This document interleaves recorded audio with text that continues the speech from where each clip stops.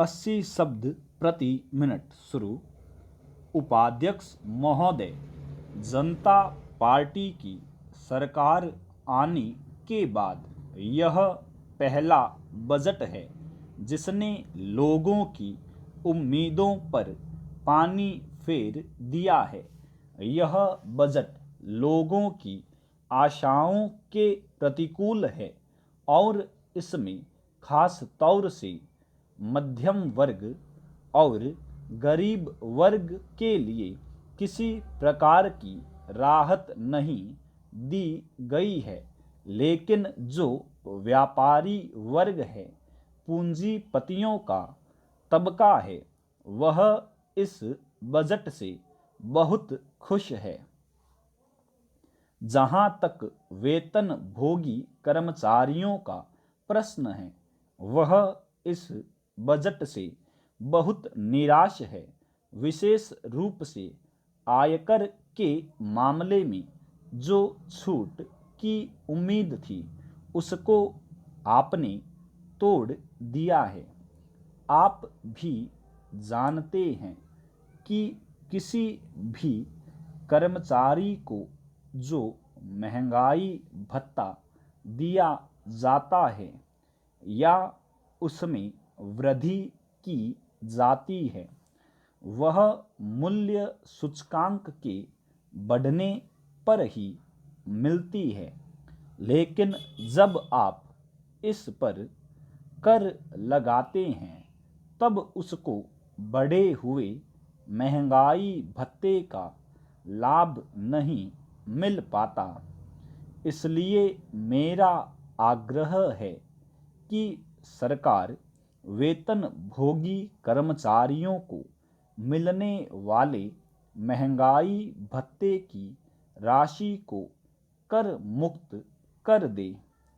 इसके साथ ही साथ यह भी जरूरी है कि मूल्य सूचकांक बढ़ने पर आयकर की कर मुक्त राशि को भी बढ़ाया जाना चाहिए।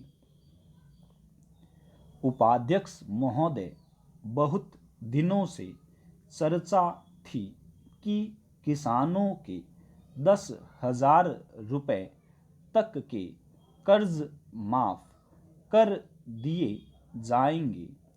कृषक और गरीब वर्ग के लोग बड़े प्रसन्न थे कि उनका ऋण माफ कर दिया जाएगा। जब यह घोषणा की गई तो उस समय किसी प्रकार की शर्त नहीं थी, लेकिन अब उसमें कई प्रकार की शर्तें जोड़ दी गई हैं। इसके कारण कुछ ही लोगों को इसका लाभ मिल सकेगा। इसके साथ ही जो लोग ऋण का भुगतान समय पर कर चुके हैं, उनको किसी प्रकार की माफ़ी नहीं दी जाएगी। इसका अर्थ यह हुआ कि लोग भविष्य में सरकार का कर्ज नहीं चुकाएंगे और यही आशा लगाए रहेंगे कि किसी समय कोई न कोई सरकार आएगी और उनके कर्ज माफ कर देगी। इसलिए मेरा निवेदन है कि इस प्रकार की दोहरी व्यवस्था नहीं होनी चाहिए, जिससे सरकार के ऋणों की अदायगी में रुकावट पैदा हो।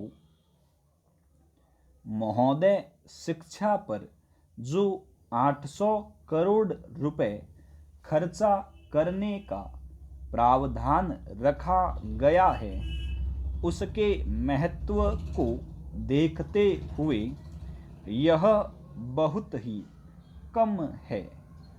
उसको बढ़ाया जाना चाहिए, क्योंकि शिक्षा ही किसी देश की नींव होती है। स्टॉप।